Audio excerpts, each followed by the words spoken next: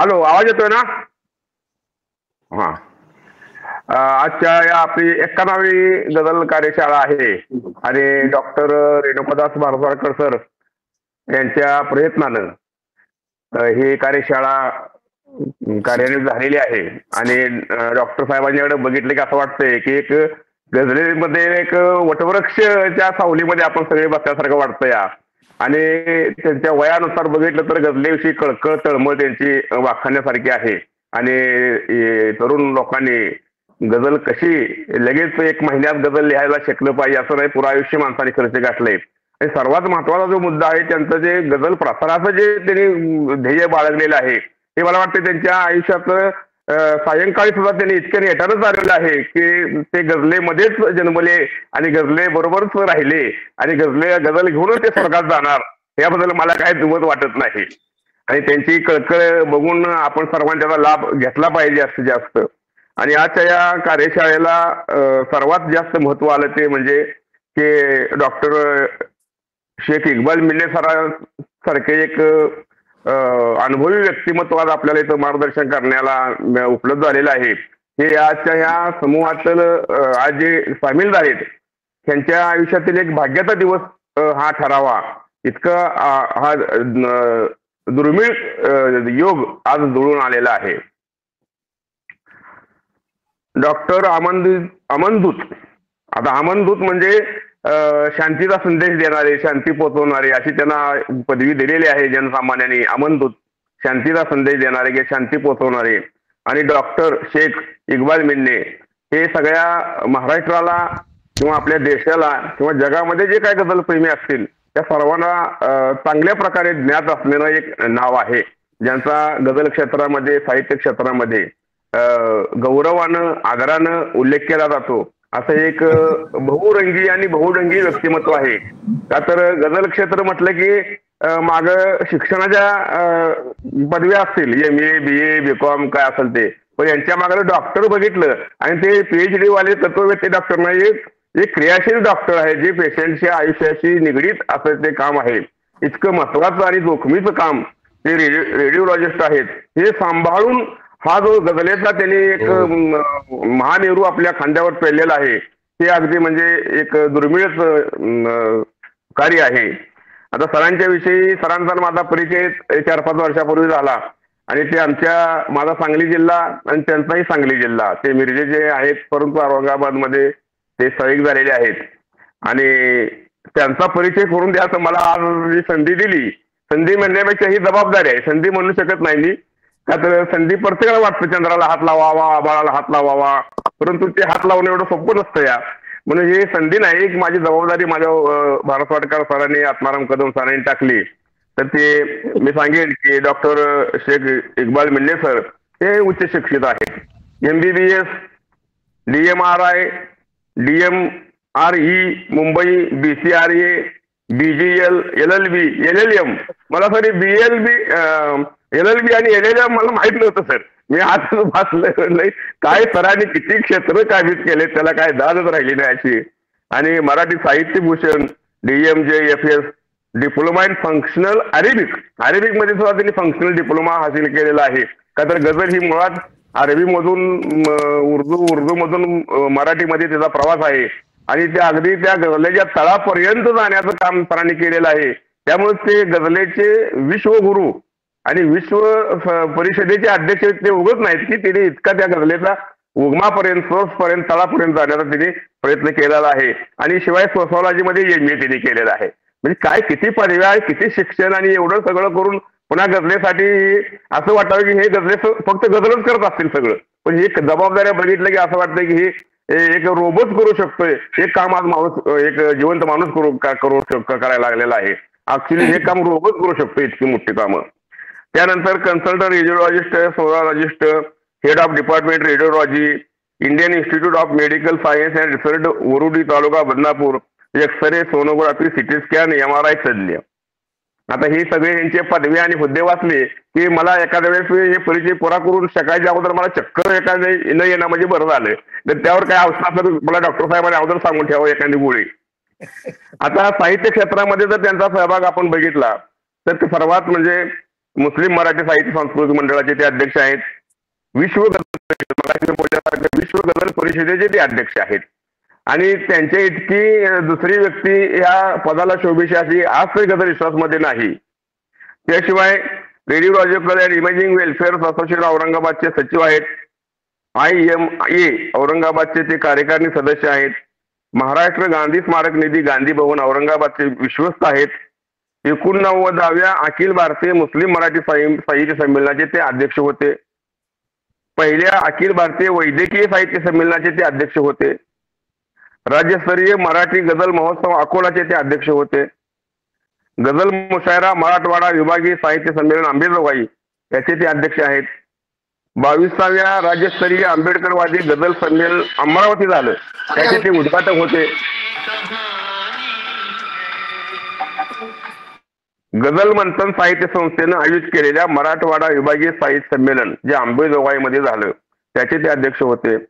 आणि मला अभिमान वाटेल सांगायला, माझं सुद्धा नाव इथं आले की माझी बाजीगर साहित्य सेवा प्रतिष्ठान जे माझ्या गावचं आहे, या माझ्या प्रतिष्ठानामार्फत पुण्याला 3 मार्च रोजी 5 पुस्तकांचं प्रकाशन झालेलं होतं. आणि त्या संमेलनाचे अध्यक्ष माननीय डॉक्टर शेख इक्बाल मिल्ले सर होते. हा मला माझ्या एक आयुष्यातील चांगला दिवस होता आणि एक चांगली आठवण मला ही हमेशा राहिलेली आहे. त्याचप्रमाणे 4थ्या राज्यस्तरीय साहित्य संमेलना पुणे. आता यानंतर सरांची साहित्य संपदावर आपण एक नजर टाकूया. आय वॉन्ट स्नॅक ही एकांकिका सरांनी लिहिलेली आहे. माझ्या तुझ्या कविता काव्यसंग्रह आहे. उठा गड्यानो हा बालसंग्रह आहे. आणि हा मराठी साहित्यातील पहिला बाल गझल संग्रह सरांच्या नावावर आहे. सगळ्यांनी टाळ्या वाजवून या गोष्टीचं स्वागत करावं की एक बालसंग्रह, एक शेर आपण एखाद्या लहान मुलावर लिहिताना, आता मी सुद्धा प्रयत्न केला सरांचे, मला हे साहित्य संपदा कळल्यानंतर मी म्हटलं जरा मुलांच्यावर लिहावं, तर मी 1, 2 की 3 गझला ह्या 2 वर्षामध्ये मुलांच्यावर लिहू शकलो. परंतु बाल साहित्य लिहिणं एवढं सोपं काम नाही, फार अवघड काम आहे की बालकाच्या व्यक्तिमत्वामध्ये घुसणं आणि त्यांच्या आवडीनिवडी, त्यांची विचार करण्याची पद्धत आणि त्यांचं जात पात आणि भाव विरहित त्यांचं वागणं ते आपल्यासारख्या माणसाला जमत नाही. आपल्या अंगावर हजारो डाग पडलेले आहेत या समाजाचे आणि त्यातून पुन्हा बालमनामध्ये प्रवेश करून बालकांच्यावर लिहायचं आणि तेही गझल सारख्या रक्तामध्ये लिहायचं. आणि ते बाल म्हणलं की मुसलसल आला, एखादा शेर असला गोष्ट वेगळी, पण बाल साहित्य किंवा बाल गझल संग्रह म्हणले की सगळे शेर आणि सगळ्या गझला बालकांच्या आयुष्यावर किंवा बालकांच्या जीवनावर किंवा बालकांच्या स्वभावावर लिहिणं हे काही येऱ्या गावाचं काम नव्हे. मला अभिमान आहे सरांचा आणि तो सगळ्यांनाच आहे. त्यानंतर रुबाईयत हा रुबाई संग्रह त्यांनी काढला. जखम काळजाची हा गझल संग्रह त्यांनी काढला. मी टेकले नाहीत हात अजून हा एक काव्य संग्रह त्यांनी काढलेला आहे. त्याचप्रमाणे अस्वस्थ समाजाच्या मनातलं काही, अस्वस्थ समाजाच्या मनातलं काही हा एक गंभीर विषयावरील गझल संग्रह त्यांनी प्रकाशित केलेला आहे. त्याचप्रमाणे गझल वेदना हा संपादन गझल संग्रह समीक्षा ते पुस्तक माझ्याकडे आहे, मी ते वाचलेलं आहे. आणि हे पुस्तक वाचल्यानंतरच मी सरांशी संपर्क साधला आणि त्यानंतर सरांची माझी ओळख झाली. तर ही गझल वेदना हे आमच्या संबंधाला किंवा आमच्या ओळखीला कारण ठरलेली आहे. गझल वेदना स्वर एकलव्य हे विजय आहेरराव यांच्यावरील पुस्तकाचं त्यांनी गौरव ग्रंथाचं संपादन त्यांनी केलेलं आहे. त्याचप्रमाणे स्वामी रामानंद तीर्थ मराठवाडा विद्यापीठ नांदेड येथील BA मराठीच्या अभ्यासक्रमात त्यांची कविता समाविष्ट आहे. रुबाईयात हा रुबायात संग्रह बहिणाबाई चौधरी उत्तर महाराष्ट्र विद्यापीठ जळगाव येथे BAच्या अभ्यासक्रमात समाविष्ट. सध्या एका संशोधकाद्वारे साहित्यावर संशोधन सुद्धा सुरू आहे. अनेकदा अखिल भारतीय मराठी साहित्य संमेलनात गझलकार आणि कवी म्हणून त्यांना निमंत्रित केले गेलेलं आहे. शेकडो मुशायऱ्याचे ते अध्यक्ष आहेत. शेकडो मुशायरे त्यांच्या अध्यक्षतेखाली झालेले आहेत. त्याचप्रमाणे पहिले मराठी भाषा विश्व साहित्य संमेलन, मराठी भाषेबद्दल विश्व मानपत्र त्यांना मिळालेलं आहे. 87वा हुतात्मा भगतसिंग राजगुरू सुखदेव बलिदान स्मरणदिनी राजगुरू नगर जिल्हा पुणे येथे हुतात्मा राजगुरू राज्यस्तरीय गझल गौरव पुरस्कार त्यांना मिळालेले आहे. करम गझल संस्था पुणे यांचा राज्यस्तरीय गझल गौरव पुरस्कार त्यांना मिळाला आहे.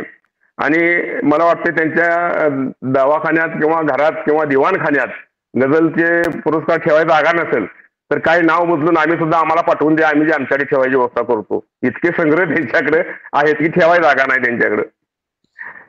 त्याचप्रमाणे चंद्रशेखर गाडगीळ, सुरेश वाडकर, उत्तरा केळकर, सुवर्ण माटेगावकर, अतुल देवे, प्राध्यापक बुद्धरत्न लिहितकर, अमोल जाधव, तानाजी जाधव, डॉक्टर वैशाली देशमुख, हेमा उपासनी, जयंत नेरळकर, शैलेंद्र टिकारिया, मनोज टिकारिया, वैशाली कुर्तडीकर या गझल गायकांनी त्यांच्या गझला गायलेल्या आहेत. आणि भंडारा, नात, चुकीची मिस्टेक या चित्रपटांची गाणी सरांची आहेत. आणि हा अल्प परिचय मी सरांचा करून दिला. आता हा कागदी परिचय झाला, परंतु सरांच्या सगळं महाराष्ट्रातील गझल प्रेमी, गझलकार असतील, कवी असतील, सरांच्याशी घनिष्ठ त्यांचे संबंध आहेत, ओळखी आहेत. आणि एक निर्लज व्यक्तिमत्व, निगर्वी व्यक्तिमत्व एवढं सगळं असेल तर त्यांच्या चेहऱ्याकडे बघितलं की वाटत नाही की एवढं सगळं त्यांच्या हृदयामध्ये कसं त्यांनी मावलं त्या डोक्यामध्ये. आणि एवढं सगळं असून कुठलाही गर्व त्यांच्या चेहऱ्यावर नाही, त्यांच्या बोलण्यामध्ये नाही, त्यांच्या वागण्यामध्ये नाही. सगळ्याशी प्रेमानं, आपुलकीनं वागणारं आणि जितकं कोण विचारेल त्याला मार्गदर्शन करणारं हे व्यक्तिमत्व आज आपल्या याला इथं उपलब्ध झालेलं आहे. तर आपल्या सर्वांना विनंती की ते जे बोलतील त्यातलं थोडं ऐकणं, सुरुवातीचं ऐकणं, शेवटचं ऐकणं, मधलं ऐकणं, समारोप ऐकणं, असे मनाशी काहीही तुम्ही न ठरवता त्यांचा एक एक शब्द मोलाचा समजून आणि तो एक भाग्याचा क्षण समजून त्यांच्या प्रत्येक शब्द कान देऊन आणि त्या शब्दा पाठीमागील भूमिका, त्यांचा अर्थ हे सगळं जाणून घेऊन तर आपण हे सगळ्यांनी ऐकावं. तर आपल्या गझल प्रवासामध्ये, साहित्य प्रवासामध्ये आणि सगळ्यात जास्त म्हणजे आपल्या माणूस म्हणून वागण्याच्या प्रवासामध्ये सुद्धा त्यांचं मार्गदर्शन आपल्याला महत्वाचं आणि मोलाचं ठरणार आहे. तर आता मी त्यांचं परिचयासाठी जास्त वेळ न घेता मी हा कार्यक्रम भिल्ले सरांच्याकडे, डॉक्टर सरांच्याकडे मी सुपूर्द करतो. धन्यवाद. धन्यवाद शिराजभाई. सर्वांना आदाब. भारत वाडकर सर आहेत का? सर सर चेहरा दिखा. आहे नाही काय हात करतोय. हा कोण? माई जैन आहेत ना. हा सर. हा जैन आहेत. सुनंदा पाटील जैन आहेत. हा माई आहे. ओके. प्रशांत आडे पण जॉईन झालेले आहेत. Very good. हा दिवाकर चौकेकर काहीतरी बोर्ड दाखवत आहेत. बोला. अनम्यूट करून काहीतरी त्यांना बोलायचंय. अनम्यूट करा. चौकेकर तुमचा माईक अनम्यूट करा म्हणजे आवाज ऐकू येईल. नाही झालं.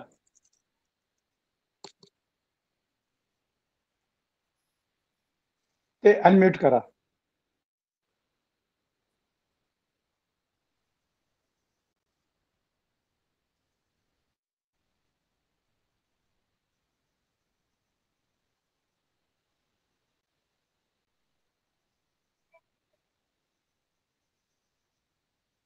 नाही जमत नाही.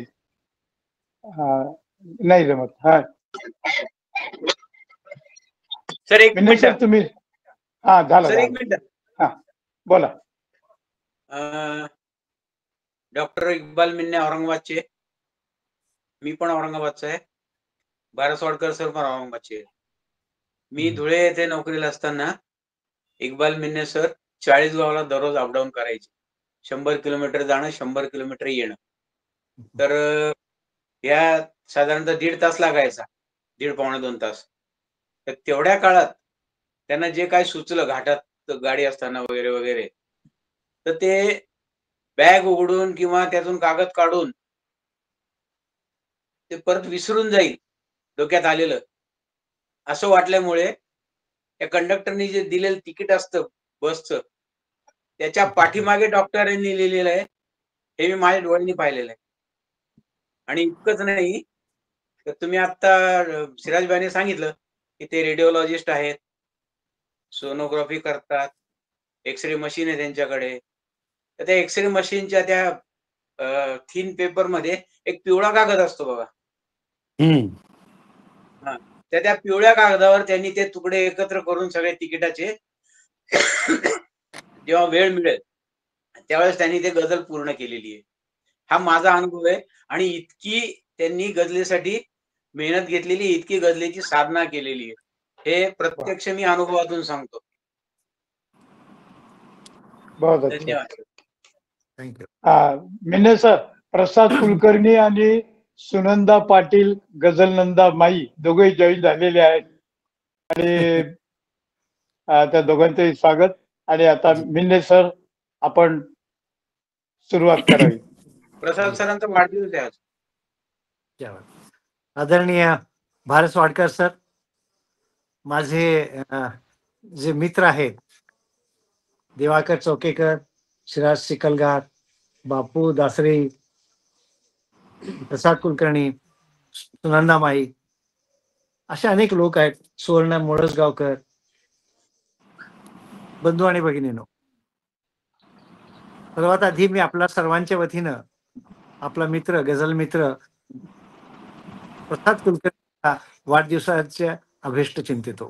तर खूप दीर्घायु, निरोगी आयुष्य लाभो अशी प्रार्थना करतो आपल्या सर्वांच्या वतीनं. शेर को बर्थडे की कामना है. जी. प्रसाद सर, एकदा चेहरा दाखवा. थोडस तुमच्या वाढदिवसा दिवशी तुमचं दर्शन व्हावं.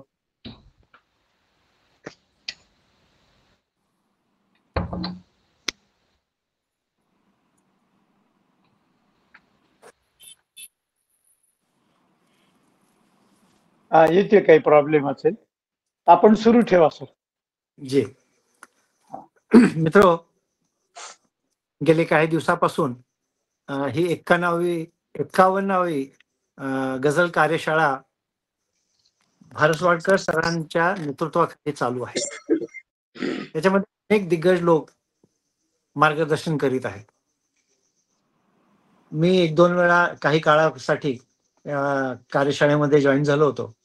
जेव्हा सुनंदाताई पाटील जेव्हा बोलत होत्या त्यावेळेला त्यांचा एक 10-15 मिनिटाचं मी ऐकलेलं होतं.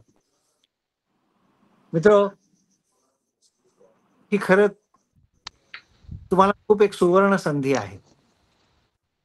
जे नवीन कवी, कवयित्री मराठी गझलेकडे आकृष्ट होऊन मराठी गझल लिहिण्याचा प्रयत्न करत आहेत, त्यांच्यासाठी खरोखरी सुवर्ण संधी आहे.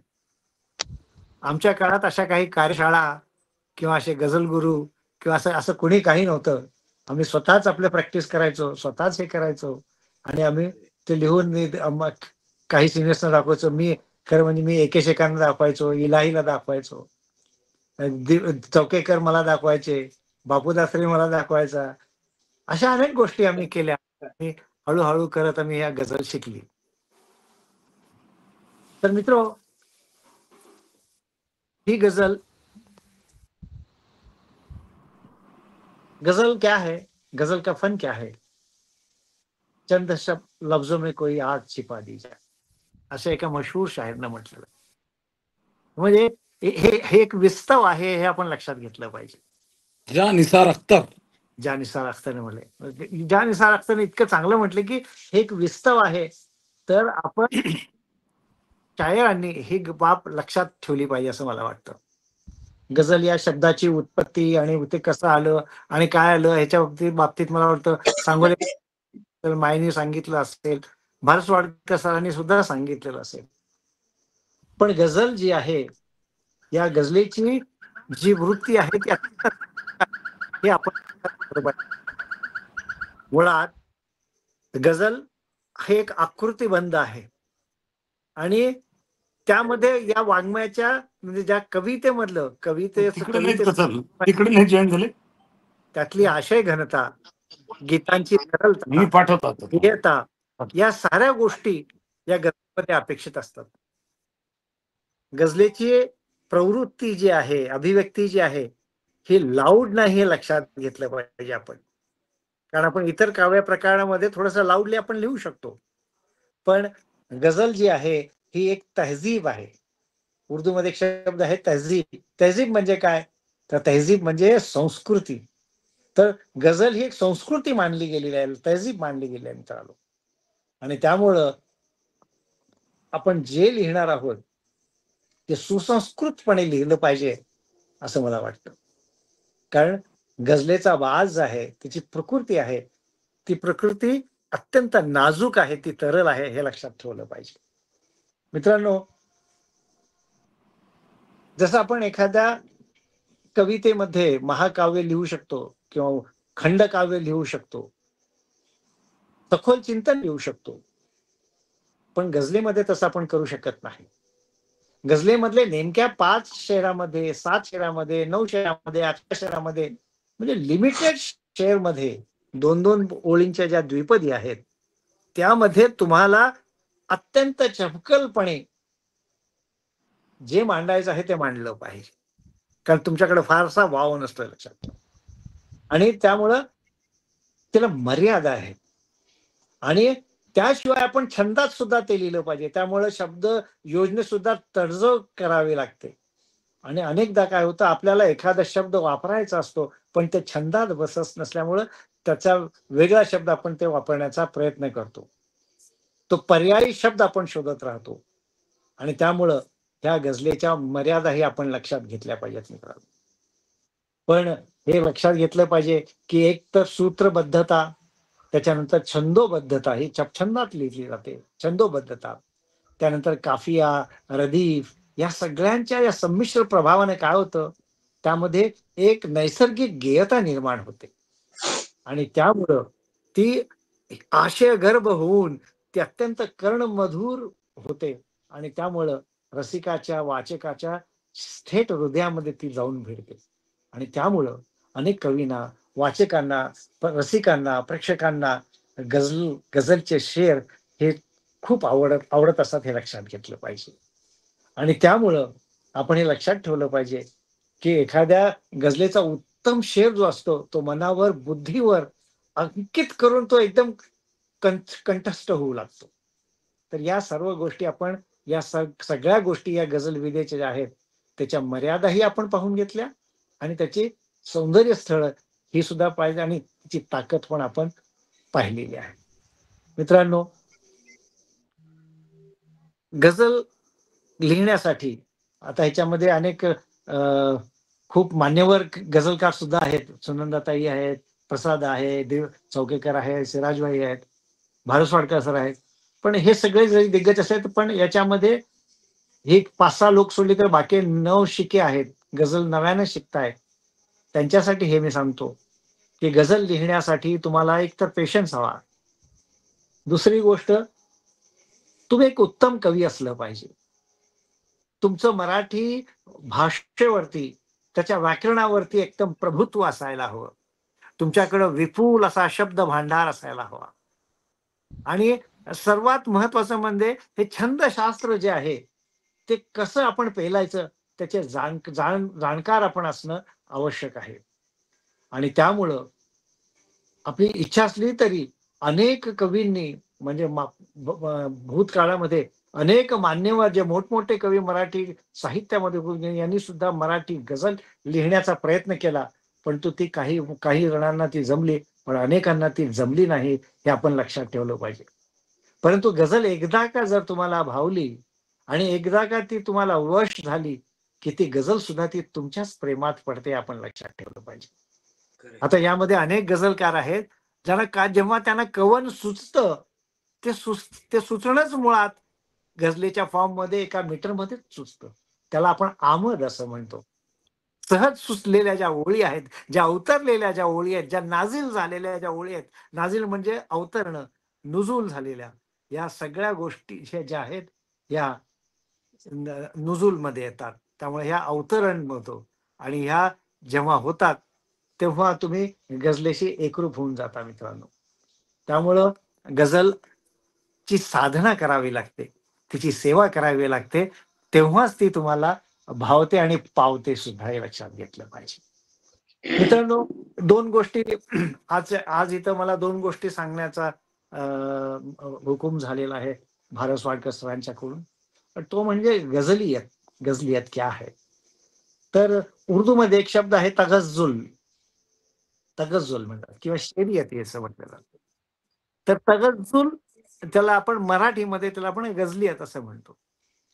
तर ही तगज्जुल काय आहे, तर तर मित्रांनो, याबद्दल अनेक लोकांचे विविध मतं आहेत. पण मला असं सांगायचं वाटतं, कारण एका शेरात किंवा एका गझलेत हे गझलेचे समग्र गुण हे अंतर्भूत असणं शक्य नाहीये.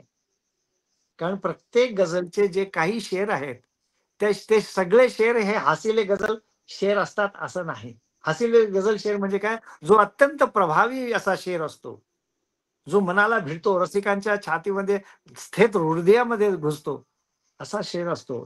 त्याला हासिले गझल म्हणतात. तसे प्रत्येक गझलकाराच्या सगळ्याच गझला ह्या हासिले गझल असतात असंही नाही. तर त्यामुळं असे जास्तीत जास्त हासिले गझल शेर आणि अशा जास्तीत जास्त हासिले गझला आपण लिहिण्याचा प्रयत्न केला पाहिजे असं मला वाटतं. मित्रांनो, आपल्याकडे संस्कृत जे काव्यशास्त्र आहे, त्यामध्ये सुद्धा जे काव्यगुण वर्णिलेले आहेत, ते गझलेचे फारसे वेगळे नाहीत हे आपण लक्षात घेतलं पाहिजे. आणि त्यामुळं पण एक साधीशी गोष्ट सांगतो, जेव्हा वाचक किंवा श्रोता, लक्षपूर्वक ऐका, की वाचक किंवा श्रोता यांनी जो शेर वाचल्यानंतर किंवा ऐकल्यानंतर जेव्हा त्यातील भाव आणि कल्पना विचार यांनी त्याच्या मन आणि बुद्धीचा ठाव घेतला, तर त्या शेरात गझलियत आहे असं म्हटलं जातं. त्या शेरात ती गझलियत असते, हे आपण लक्षात ठेवलं पाहिजे.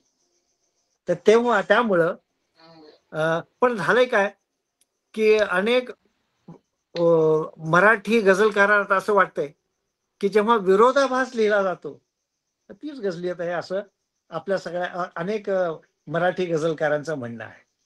पण मला असं वाटतं की वाचक जेव्हा श्रोत्याच्या किंवा वाचकाच्या मन आणि बुद्धी त्वरित अंकित होऊन शेरांच्या जेव्हा संप्रेषित होण्याचा क्षमतेस गझलियत म्हणणं उचित ठरेल, याला गझलियत म्हणावं.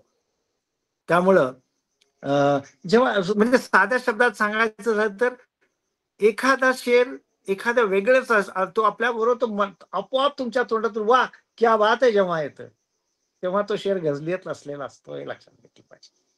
त्यामुळं मराठी गझल लेखनामध्ये अनेक लोक काय करतात, दोन गोष्टी महत्वाच्या आहेत, आपण ते लक्षात घ्या, की गझल लिहिताना अनेक लोक जेव्हा आपण सादरीकरण करायचं आहे एखाद्या मुशाऱ्यामध्ये, तर त्यासाठी जे गझल लेखन असते ही मुशारीची गझल वेगळी असते. ही गझल ही अशी लोकांची दाद तुम्हाला अपेक्षित असते, पण त्याच्या असं नसतं. त्याचप्रमाणे जेव्हा एखादा गझल गायक एखादी गझल गायनासाठी सुद्धा जेव्हा गझलेची निवड करतो, त्यावेळेला सुद्धा त्याला अपेक्षित असतं की टाळ्या किंवा वाहवा त्याला हवी असते. त्यामुळं तो सुद्धा अशीच गझल किंवा त्या गझलेतील असेच शेर निवडतो की जे पटकन लोक उचलतील, ते मैफिल तो गाजवू शकेल. त्यामुळं वाङ्मयीन मूल्य असलेल्या गझला त्वरित आकलन कक्षेत येत नाही. त्यामुळं ते जेव्हा श्रोत्याकडून एखादी बौद्धिक उंचीची, तिथं सगळे उंचीचे असतात असंही नाही ना सगळे श्रोते, त्यामुळं गायक किंवा अशा गझलांची निवड करतो.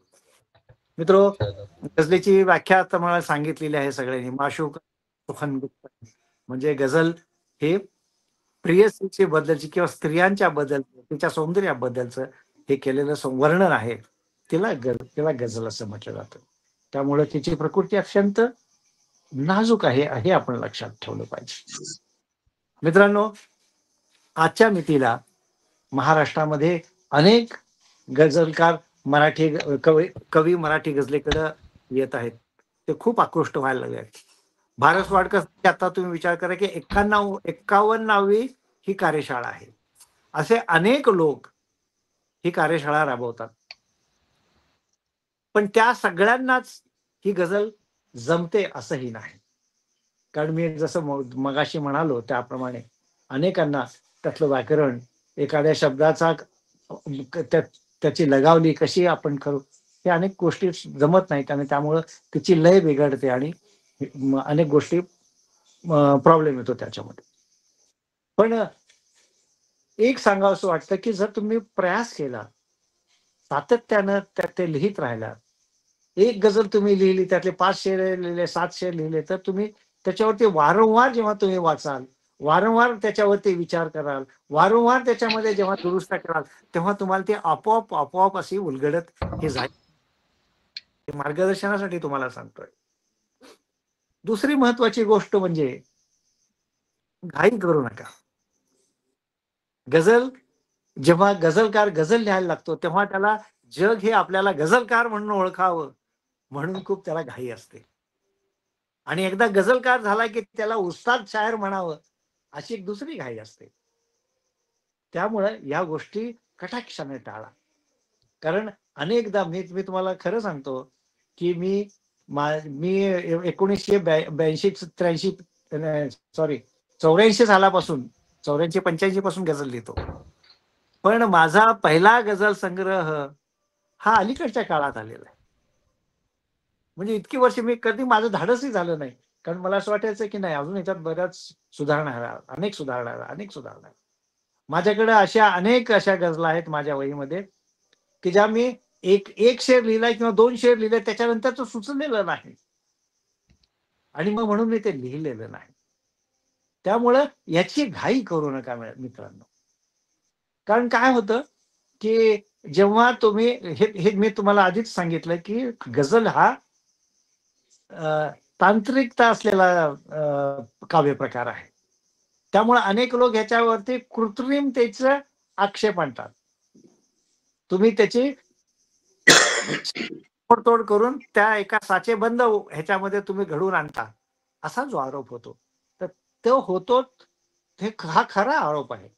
कारण लोक काय करतात, अलीकडे अनेक गझलाचे ग्रुप्स आहेत, अनेक समाज माध्यमावरती ग्रुप्स आहेत, त्याच्यावरती मी पाहिलं की अनेक लोक जे गझला लिहितात त्याच्यामध्ये एक शब्द आहे राबता.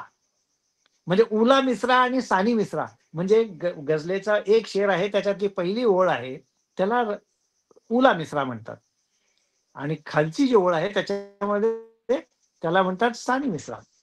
म्हणजे पहिल्या चरणामध्ये तुम्ही एखादं स्टेटमेंट करता आणि दुसऱ्या चरणामध्ये त्याचा समारोप करता, पण तो नाट्यमयरित्या करता आणि त्याला उंचीवर नेता.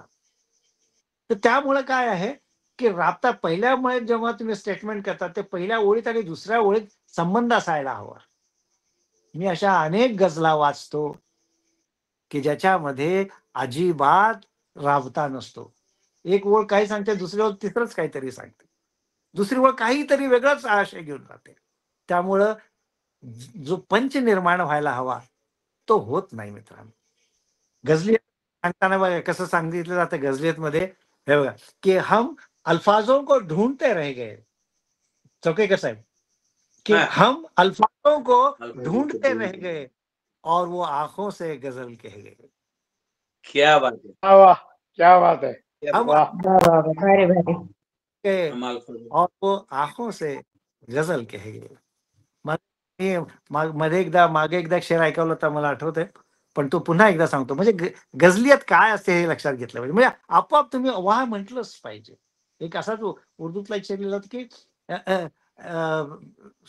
सुनंदा ताई, हा शेर ऐकावा तुम्ही की ए जिंदगी आ बैठ चल चाय पीते हैं, ए जिंदगी ए जिंदगी ए जिंदगी आ बैठ चल चाय पीते हैं, वाह, तू भी तो थक गई होगी मुझको भगाते भगाते. क्या बात है, वाह वाह, क्या बात है. वाह. बहुत तू बढ़िया. भी क्या बात थक है. गई वा वा. होगी, ए जिंदगी आ बैठ चल चाय पीते हैं, तू भी तो थक गई होगी मुझको भगाते भगाते. म्हणजे गझलेमध्ये जी सहजता यायला पाहिजे अशा शेरांमध्ये अशी सहजता आली पाहिजे असं मला वाटतं.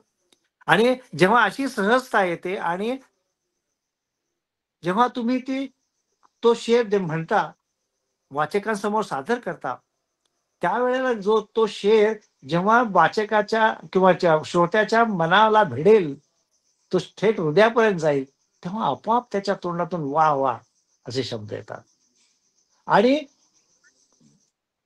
मराठी गझलेमध्ये याची गझलेचं एक आणखी वैशिष्ट्य एक आहे की शायर हा आत्मकेंद्री असतो. त्यामुळं अनेक गझला हे माझ्यावरतीच सगळ्या जगाचा सगळा मोठा अन्याय झालेला आहे असंच समजून तो कवी लिहित असतो. पण त्याचबरोबर मित्रांनो, समाजाचं आजूबाजूचं आणि सगळ्यात महत्वाचं म्हणजे की आपण तुम्हाला एकदम सूक्ष्म निरीक्षण करायला हवं. समाजाकडं अशा उघड डोळ्याने तुम्ही सगळं बघितलं पाहिजे आणि ते टिपलं पाहिजे. असं जरुरी नाही की तुम्ही जे बघाल ते लगेच त्याच्या शब्दामध्ये आलं पाहिजे. पण कुठं ना कुठं तुमच्या मेंदूमध्ये या गोष्टी नोंद होत गेल्या पाहिजे. ती संवेदनशीलता तुमच्या मनामध्ये हवी. मी नेहमी सांगत असतो की तुमच्याकडे इतकी संवेदनशीलता हवी की तुमच्या पायाखाली एखादी मुंगी आली आणि ती जर समजा चुकून तरी चिरडली गेली तर त्याचं शल्य तुमच्या हृदयामध्ये झालं पाहिजे. तुमचं हृदय असं बळबळलं पाहिजे. इतकी क्या बात. संवेदनशीलता तुमच्या मनामध्ये असायला हवी. आणि जेव्हा ही संवेदनशीलता इतरांचं जेव्हा दुःख तुमच्या मनामध्ये, हे जरुरी नाही की तुम्ही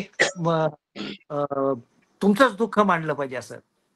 तुम्हाला महत्वाचं म्हणजे एक परकाया प्रवेश सुद्धा करता आला पाहिजे. म्हणजे एसी मध्ये बसून माणसाला एखाद्या शेतकऱ्याचं दुःख कसं कळेल असं म्हटलं जातं. किंवा एखाद्या पुरुषाला एखाद्या स्त्रीचं काय कसं कळेल दुःख, तिचं काय कळेल.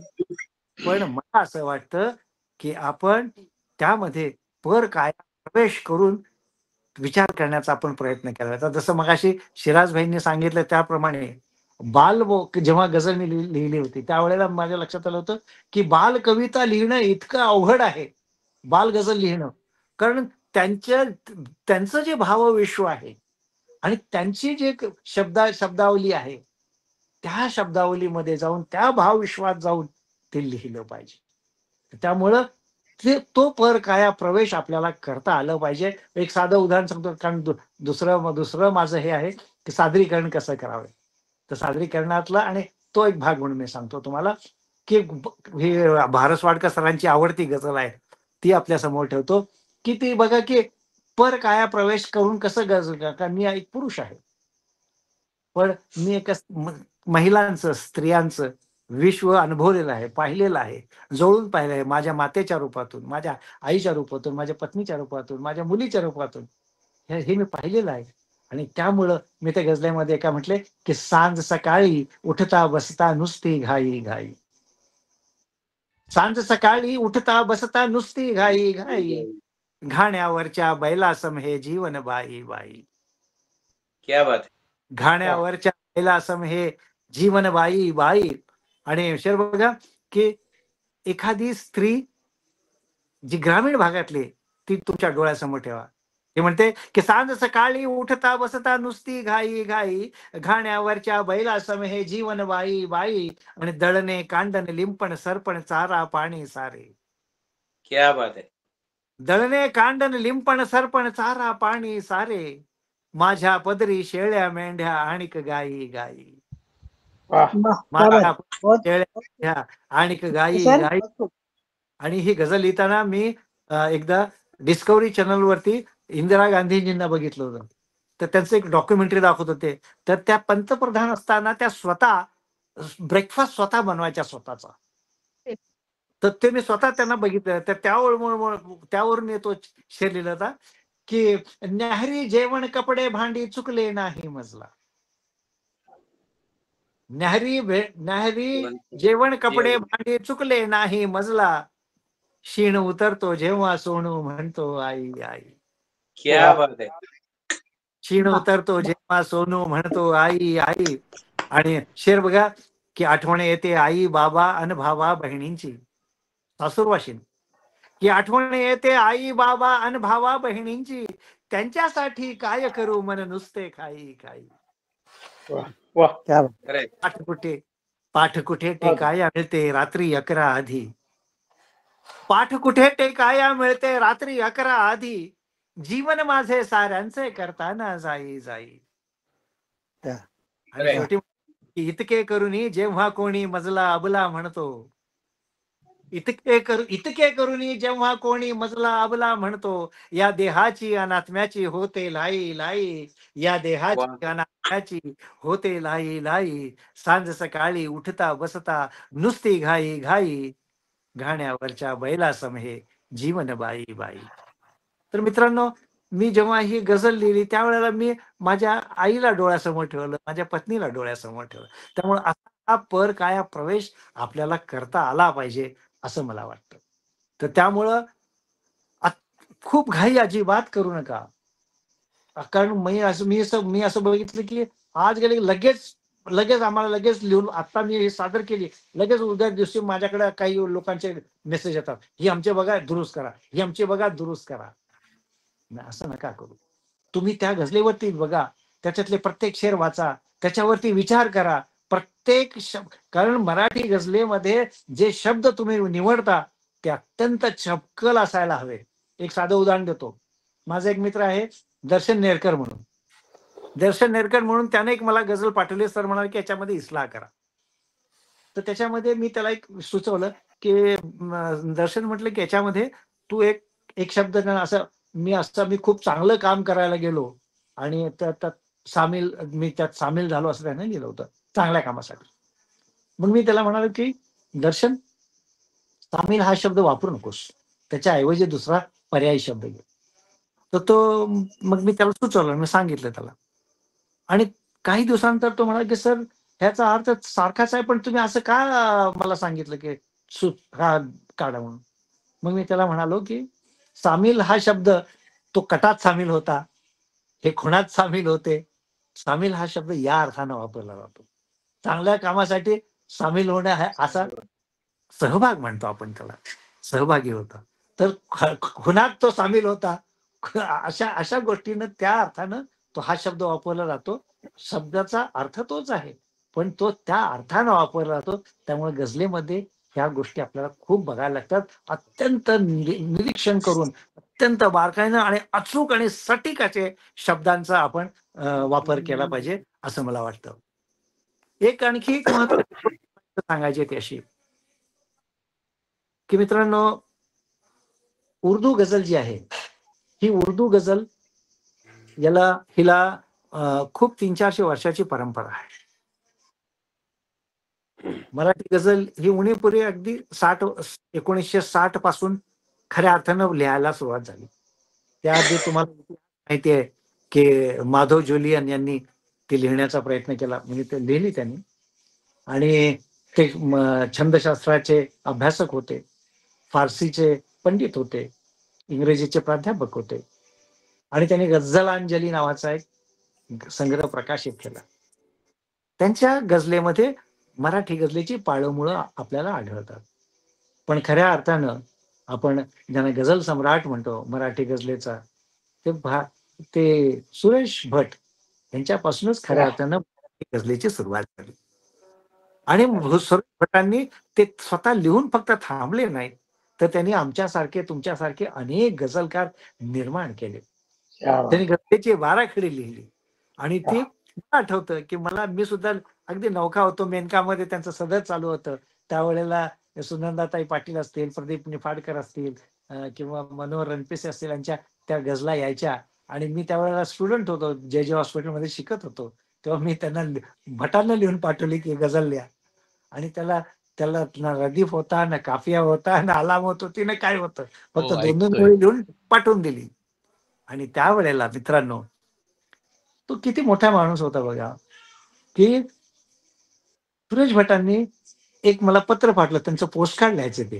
आणि त्या पोस्ट कार्डवरती लिहिलं की डॉक्टर, तुम्ही ही रचना मला पाठवलेली आहे, पण मला असं सांगायचं की याच्यातले एक अक्षरही गझलेचं नाही, ही गझल अजिबात नाही. पण तुम्ही नाराज होऊ नका, मी तुम्हाला एक पुस्तिका बुक पोस्टनं पाठवलेली आहे, गझलेचे 12 खडी. तिचा अभ्यास करा आणि लिहायला लागा. आणि मला खात्री आहे की तुम्ही एक दिवस खूप मोठे मराठी गझलकार म्हणून नावारूपास याल. एक पत्र मला. आणि मी लिहायला खरे झालं ते. म्हणजे मराठी गझलेसाठी या माणसाने आपलं आयुष्य वेचलं. आणि मी तुम्हाला मला हे सांगायला आवडेल, की सुरेश भटांच्या किती अशा असून किती गझला असतील हे विचार करा. त्यांची किती पुस्तकं असतील. ही जी काही पुस्तकं आहेत, त्या पुस्तकामध्ये प्रत्येक ह्याच्यामध्ये 60-70 गझलाच्या वर गझला नसतात. अशी 3-4 पुस्तकं सोडली तरी त्याच्या पलीकडे त्यांच्या गझला नाहीत. पण त्या सुद्धा तेवढ्याच पण त्या इतक्या सकस आहेत. त्या इतक्या आशयघन आहेत. त्या इतक्या सुंदर गझला आहेत, की वाचल्याबरोबर माणूस त्या गझलांच्या प्रेमात पडतो मित्रांनो. एखाद्या सही. संगीतकाराच्या हातात हातात जर ते पुस्तक पडलं, तर नुसतं त्या ट ला ट किंवा र ला र लावून लिहिलेल्या त्या गझला आहेत. ते तर त्या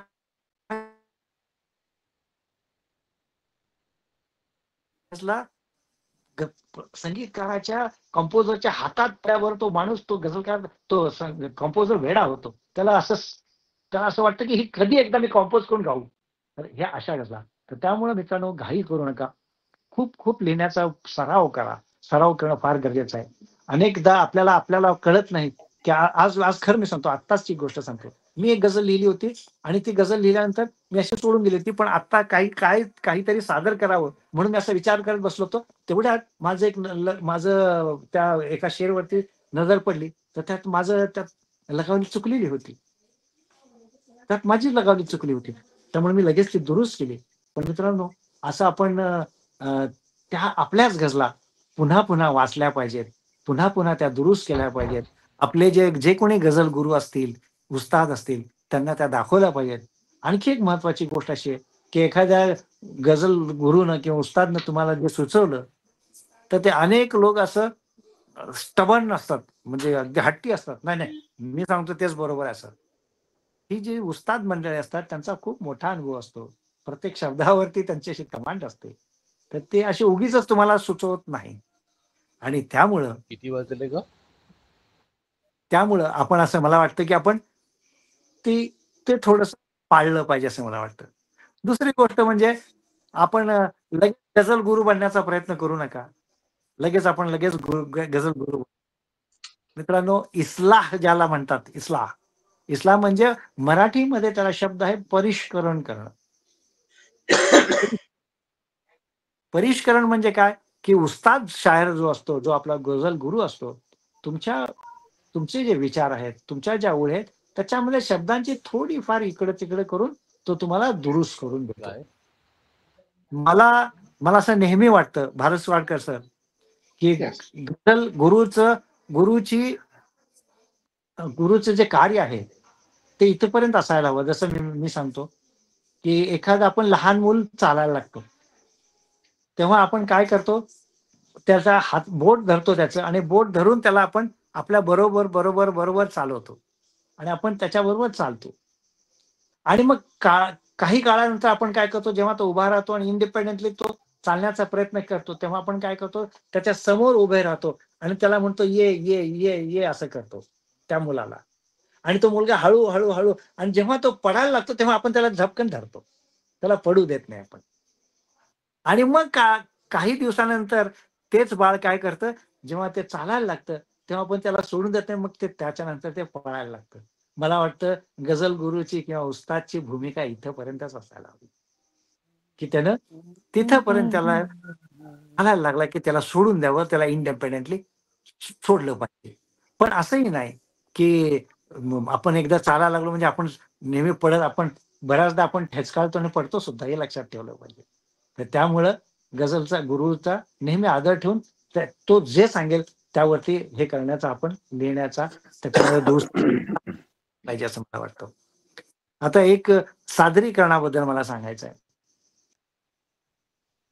गझल जेव्हा तुम्ही सादरीकरण करता एखाद्या मुशायऱ्यामध्ये, तेव्हा त्या मुशायऱ्यामध्ये अनेकदा आपण असं ठरवतो, की ही गझल आपल्याला म्हणायची आहे.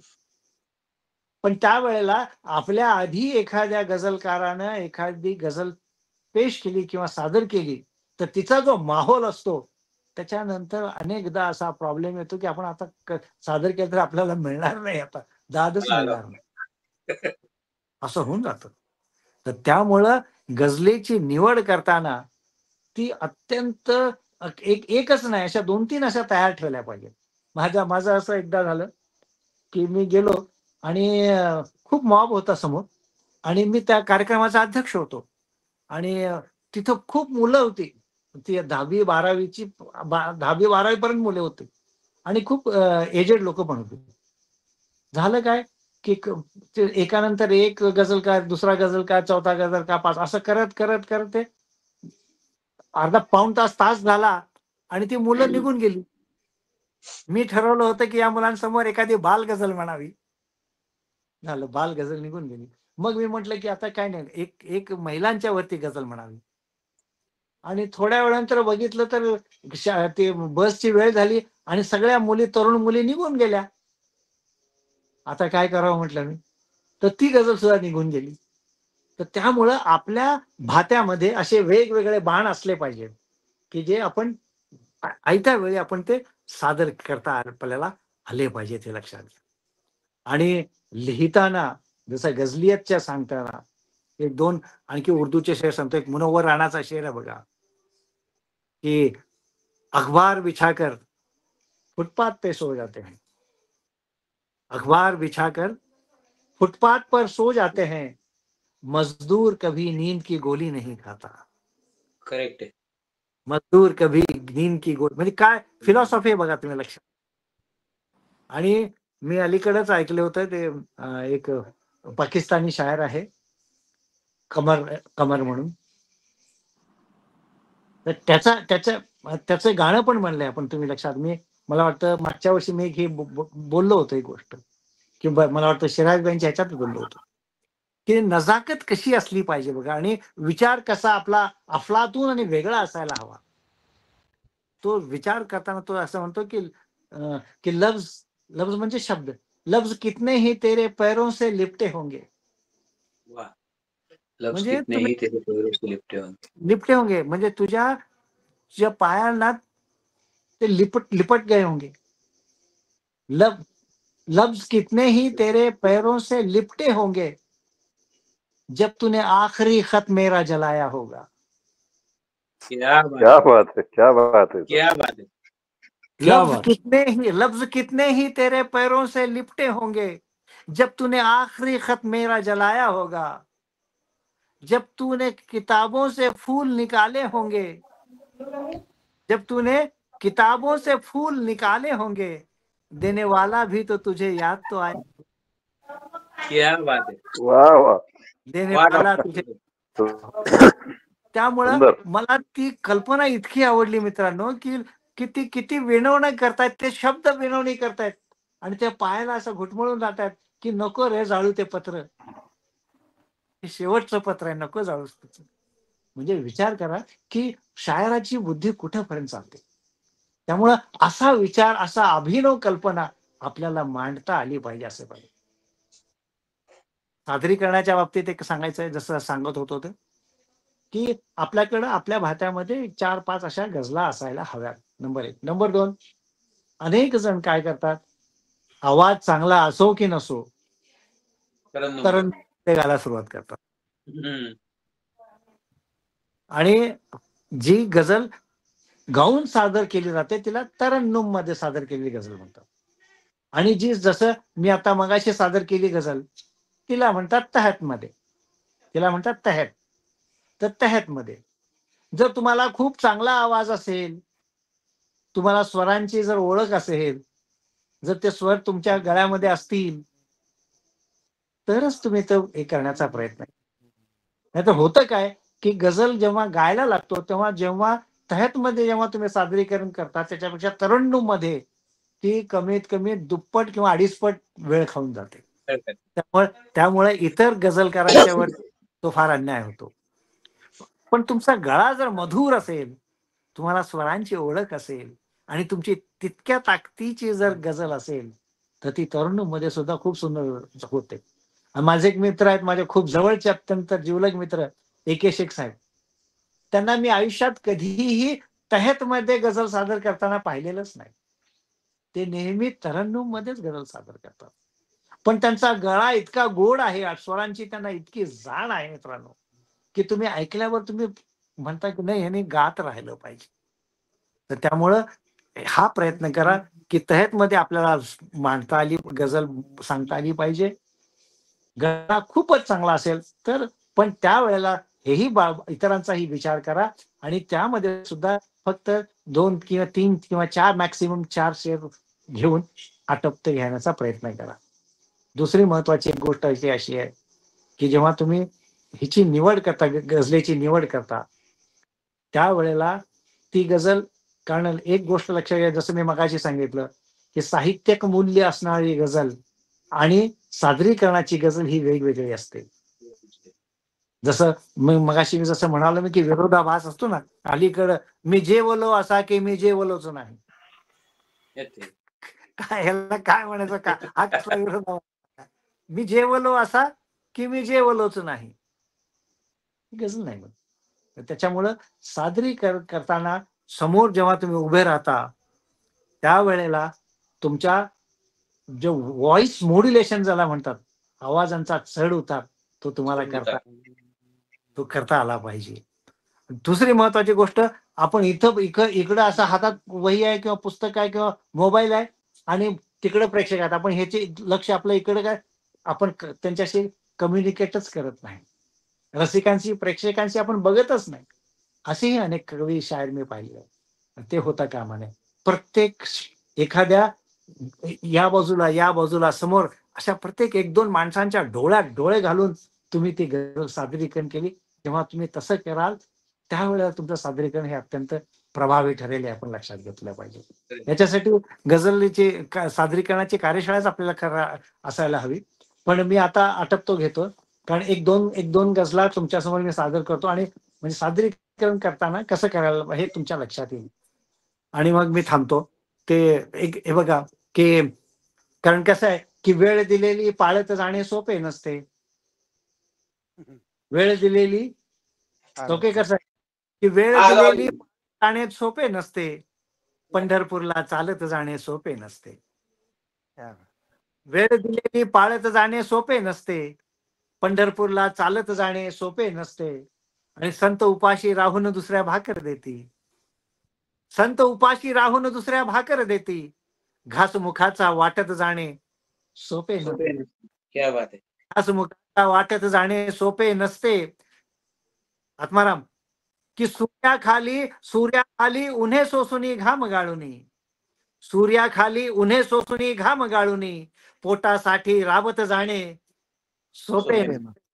वाह, पोटासाठी बहुत राबत अच्छा, वाह, सोपे क्या बात. नसते आणि आनंदाने जीवन जगण्या उत्सुक जोतो, आनंदाने जीवन जगण्या उत्सुक जोतो, पण मृत्यूच्या सोबत जाणे सोबत नसते, पण मृत्यूच्या सोबत जाणे सोपे नसते. आणि भारत सर हा शेर आपल्यासाठी बघा की इर्षाद इर्षाद म्हणूनही सारे सोसत जाते, आई असते म्हणूनही सारे. आई असते म्हणूनही सारे सोसत जाते, आई असते म्हणूनही सारे सोसत जाते, रातभर जागत जाणे सोपे नसते. सोपे नसते. वाह, क्या बात है, सुंदर बहुत बढ़िया, सुंदर. बहुत अच्छे. रातभर जागत जाणे सोपे नसते आणि विश्वासावर चालत असते दुनिया सारी, वाह. वाह विश्वास वाह, चालत असते दुनिया सारी, शब्द दिलेला पाळत जाणे सोपे सोपे नसते, नसते. वाह, दिलेला पाळत जाणे वा सर.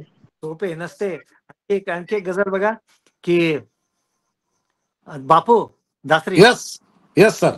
म्हटलं आहे, देखिए की यस इर्षाद. आसवांना रोज आता थोपटावे लागते, वाह वाह वाह. क्या बात आहे. आसवांना रोज आता थोपटावे लागते, तान्हुल्या बाळाप्रमाणे झोपवावे लागते. वाह वाह वाह.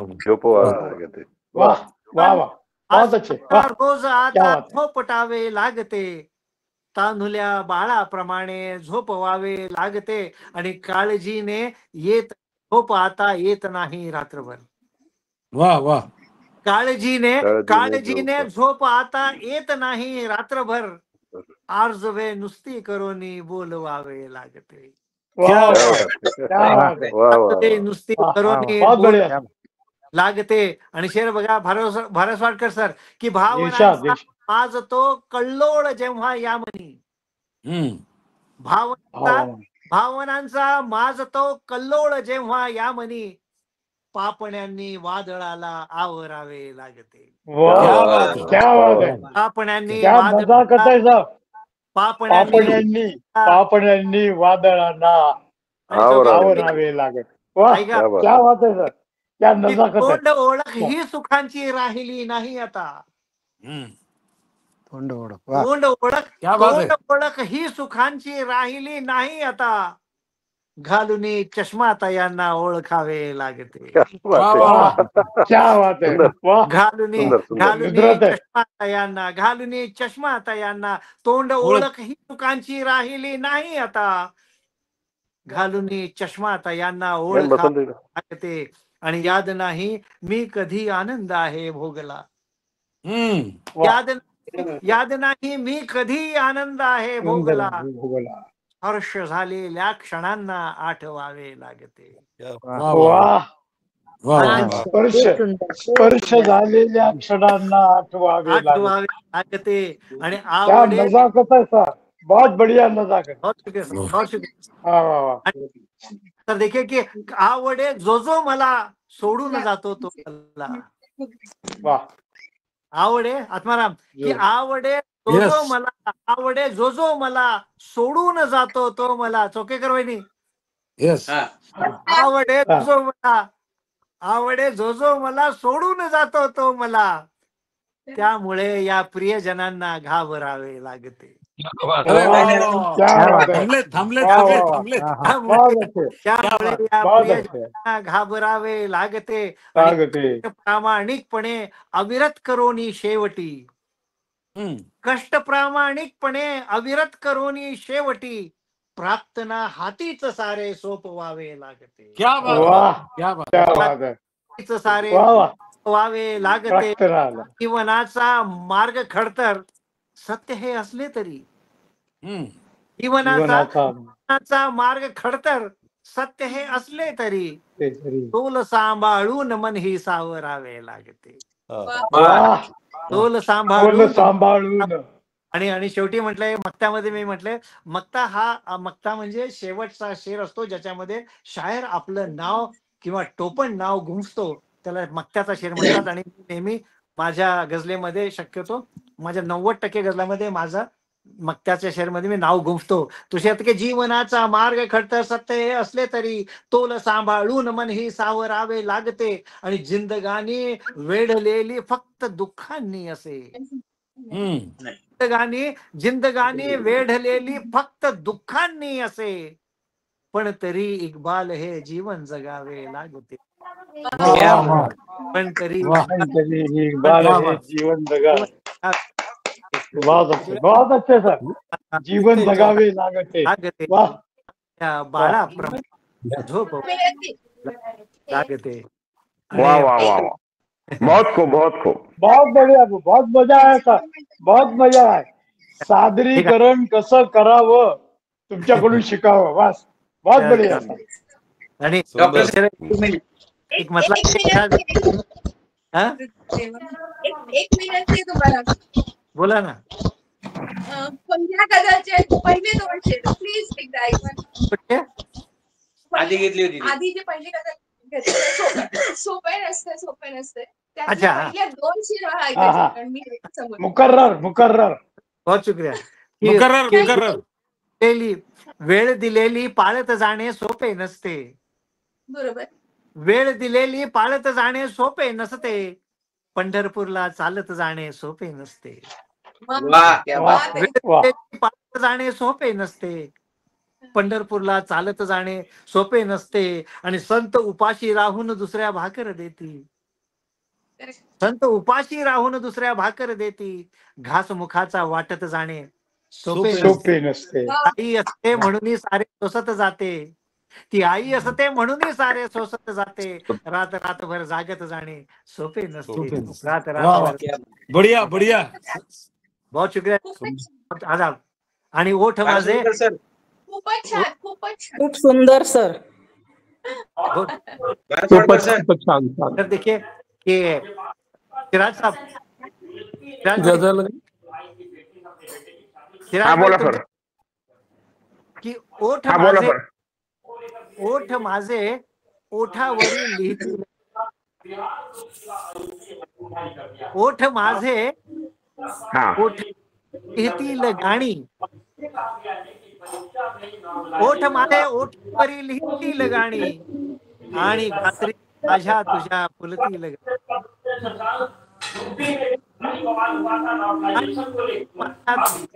कोण बोलते का मध्ये? ज्यांच्याकडे टीव्ही चालू आहे त्यांनी माईक बंद करावा प्लीज. किती डिस्टर्ब होतो ना, इतकं छान ऐकायला मिळत नाही मग. हा बघा म्हटला बघा की ओठ माझे ओठावरी लिहितील गाणी, क्या ओठ बात आहे. माझे ओठावरी लिहितील गाणी आणि गात्री माझ्या तुझ्या फुलतील गाणी. वा. वा. गात्री अजूनही माझ्या फुलतील गाणी अजूनही गाणी बोलतीलच का? आणि शब्द माझे बघा की शब्द माझे भिडतील जेव्हा काळ झाला. शब्द माझे भारत वाडकर सर की शब्द ईर्षा. माझे शब्द माझे भिडतील जेव्हा काळ झाला, काळ झाला. ऐकणारे हृदयामध्ये जपतील गाणी. वाह वाह वाह, क्या बात है, बहुत अच्छे, बहुत बढ़िया. हृदयामध्ये जपतील गाणी आणि या धरेवर होईल जेव्हा प्रेम वर्षा, की या धरेवर होईल जेव्हा प्रेम वर्षा, डोंगरे अन रानातून पिकतील गाणी. क्या बात आहे. वा. क्या बात है, डोंगर बहुत बढ़िया. पिकतील गाणी. आणि शिराज भाई की प्रीत जेव्हा माझी तुझी समजेल सर्वा, प्रीत जेव्हा माझी तुझी समजेल सर्वा, समजेल ते. सर्वांना प्रीत जेव्हा माझी तुझी समजेल सर्वा, चंद्र तारे पाने फुले म्हणतील गाणी. क्या बात. वा वा. चंद्र वाह तारे वाह वाह. पाने फुले म्हणतील गाणी आणि या नभावर करतील जादू गीत माझे. या नभावर करतील जादू गीत माझे आणि मग या क्षितिजावरी दिसतील गाणी. वा. वाह. मग या क्षितिजावरी दिसतील गाणी आणि मग या क्षितिजावरी दिसतील गाणी आणि आठवणी माझ्या तुला, आठवणी सुरेकर वहिनी की आठवणी माझ्या तुला येईल भरुनी, नाही खूप आठवणी माझ्या तुला येईल भरुनी, अंतपोऱ्या डोळ्यातून गळतील गाणी. वाह. वाह क्या बात आहे. वाह वाह वाह वाह, क्या बात है. आणि गळतील गाणी, अंतपोऱ्या डोळ्यातून गळतील गाणी. आणि वाह सर, बहुत बढ़िया, बहुत बढ़िया. आणि मग त्यामध्ये म्हटले की एक दिवशी अस्तित्व तो संपेल, एक दिवशी अस्तित्व तो संपेल इथुनी, मात्र कायम इक्बालची उरतील गाणी. वाह, वा. खरंय खरंय. हे खरंय. मात्र कायम इक्बालची सही बात है, सही बात है. ते ओठावरी लिहितील गाणी आणि गात्री माझ्या तुझ्या फुलतील गाणी. वा वा. तर मित्र आम्ही त्या बसच्या तिकिटावरती लिहिलेले गाणी सुद्धा ऐकलेली आहेत, त्यामुळे आम्हाला तर सगळ्या गोष्टी माहितीच आहेत. वाटच पाहत होतो की आमच्या घरी बसचं तिकीट कधी येणार आहे आणि आम्हाला ते ऐकायला मिळणार आहे. बहुत शुक्रिया, बहुत शुक्रिया. हे आमच्या वहिनींचं, माझ्या बहिणीचं प्रेम आहे. नाही, धन्य आहात तुम्ही, धन्य. आम्ही इतकेच काही लोकांना ऐकतो, पण मी तुम्हाला ऐकल्याशिवाय माझं मन भरतच नाही, प्रश्नच नाही. क्या बात है, क्या बात है. ही खरी पावती आहे सादरीकरणाची. रेणुकादास सर. नाही, त्यांच्या गझला बोला. प्रत्येक शब्दाचा बोला. अर्थ इतकं सुंदर असतो ना, म्हणजे तो खरंच मनाला सुखद धक्का असतो. आता गाणीची इतकी खरं. छान म्हटलं तरी खरंच आपल्या आयुष्यात गाण्याला किती महत्व आहे हे तुमच्या प्रत्येक गझलच्या प्रत्येक शब्दात कळालं. आणि आपण गेल्यावर आपलं गाणं राहिलं तर हे किती मोठं सुख आहे, नाही का? खरं त्यामुळे खरं. आम्हाला 40गाव धुळे अजून आठवतं, बसचं तिकीट आठवतं, गुळा तिकीट आठवतं आणि त्याच्यावर तुमचं अक्षर पण आठवतात. आणि अजून एक मी सांगतो. हा भारतवाडकर सर. हा सर, ईर्षा बोला. इक्बाल सर कित्येक वेळा नवीन गझल लिहून झाली, पहिला शेर मी ऐकायची, फोन करायचे आणि फोन मी उचलला तर वहिनीनं द्या म्हणून सांगायची आणि ती ऐकायची पूर्ण गझल. तेव्हाच मोबाईल नव्हता, आपलं लँडलाईन होती पहिली. म्हणूनच ते दिवस खूप छान होते. ते दिवस छान होते म्हणून आज छान. आज दिवाकर सर, आज आम्हाला कळालं की, आज आम्हाला रहस्य कळालं की तुमच्या गझला इतक्या छान का असतात. तुम्हाला जी साथ मिळाली आहे ती त्या रसिक पत्नी असणं, रसिक खरं. जोडीदार मिळणं याला खूप मोठं भाग्य लागतं. असे खरं. भाग्यवान दिवाकर चौकेकर सर आहेत. अशी बहुत अशी बढिया. पत्नी मिळाली आणि इक्बाल सर सारखे दोस्त मिळाले, मित्र. म्हणूनच मी या. गझल लिहिली.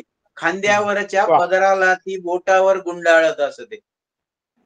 खांद्यावरच्या खांद्यावरच्या पदराला ती बोटावर गुंडाळत असते.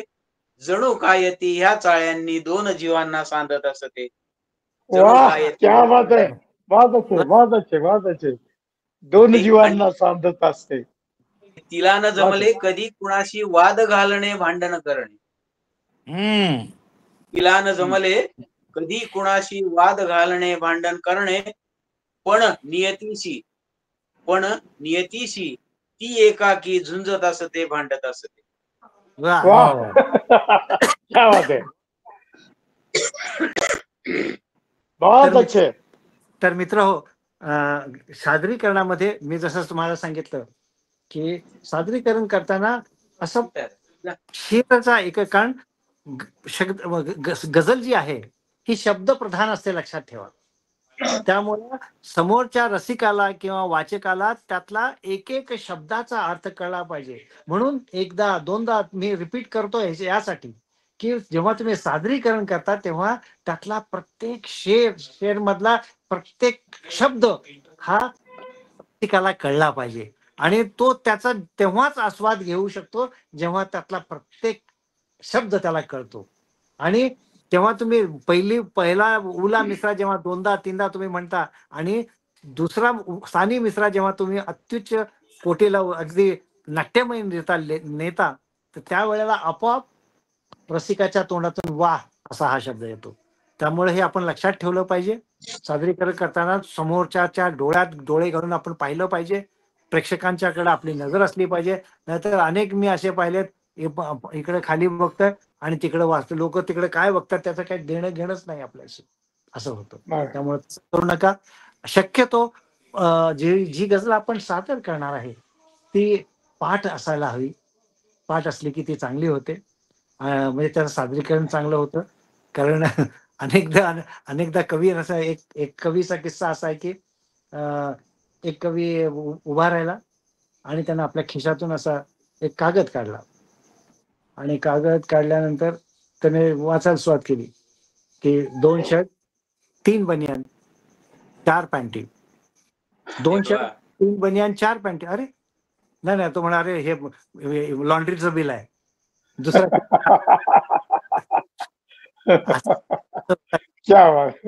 असं होता कामा नये. त्यामुळं आपल्याकडे आपण जे म्हणणार आहोत ते आपल्याला मुखोद्गत असायला हवं. नसेल तर किमान एवढी आपण काळजी घेतली पाहिजे की आपल्यासमोर तो कागद आहे किंवा फोन आहे तो समोर प्रॉपर आहे हे लक्षात ठेवलं पाहिजे. पण त्याच्याकडेच न बघता आपण फक्त त्याच्यामध्येच आपण गुरफट न राहता इतरांच्या कम्युनिकेट केलं पाहिजे, हे सादरीकरणासाठी लक्षात ठेवलं पाहिजे. आपण सरांना एखादी विनंती करूया की आपण एखादी गझल सादरीकरणाची आपण एखादी कार्यशाळा आपण नवीन लोकांच्यासाठी घेऊया छानपणे. आणि बापूला आहे ना, बापू कुठे गेले? आहे ना सर, बोला ना. बापू, तुमचं बापूचं सादरीकरण जबरदस्त असतं. एखादा शेर बापूचा ऐकू आपण. ऐकू. तर मी शेवटी माझे 2 शब्द हे संपवतो. पण संपवण्याआधी मी एक आणखी गोष्ट सांगू इच्छितो ती अशी की एक छोटीशी अशी सूचना आहे की आपण शक्यतो घाई करण्याचा प्रयत्न करू नका. कारण खूप लोक हल्ली खूप घाई करतात असं मला वाटतं. खूप लिहिण्याचा प्रयत्न करतात, जास्तीत जास्त त्याच्यामध्ये गुरफटून राहण्याचा प्रयत्न करतात आणि त्यामुळे ते साहजिकच एक कृत्रिमता, तांत्रिक असल्यामुळं कृत्रिमता येते आणि त्यामुळं आपल्याला हवी तशी गझल निर्माण होत नाही. आणि एक गझलेचे 4 शेर सांगतो आणि थांबतो इथं की हारलो नाही जगा मी आहे अजूनही. क्या बात है, बहुत अच्छा.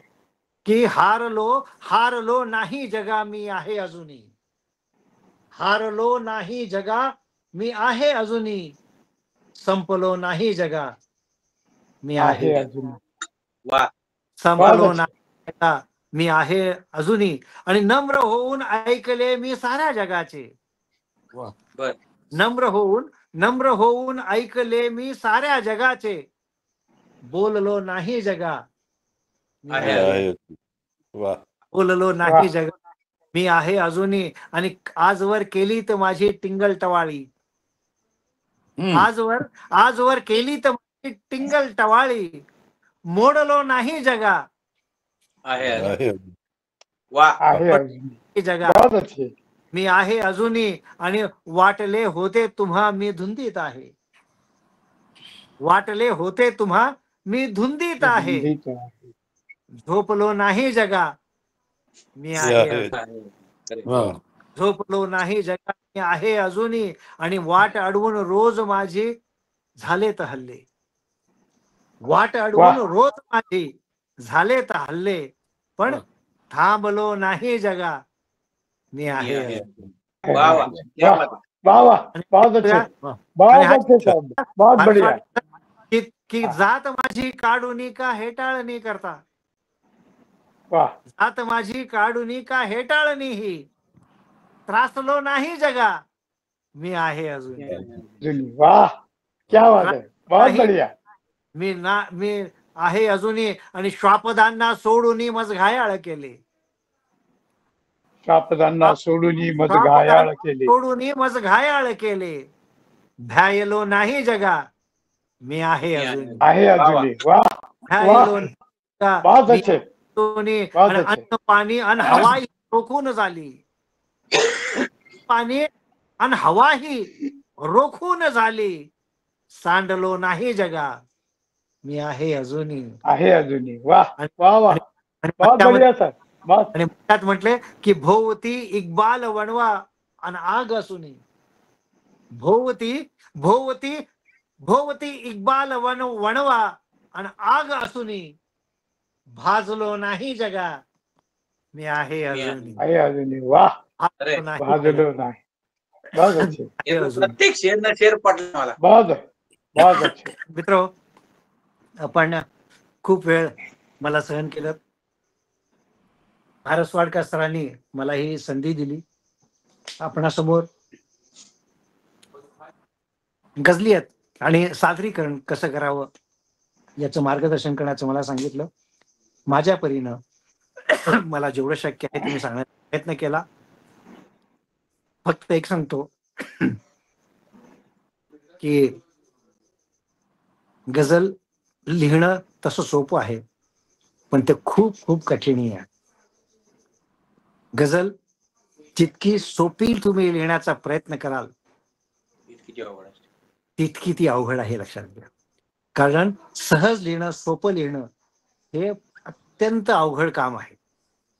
आणि तिसरी सगळ्यात महत्वाची आणि शेवटची गोष्ट सांगतो ती अशी की ते जे तुम्ही जगता, जसे तुमचे अनुभव आहेत, तुम्ही जगता त्याप्रमाणे, जे तुम्ही बोलता त्याप्रमाणे ते लिहिण्याचा प्रयत्न करा.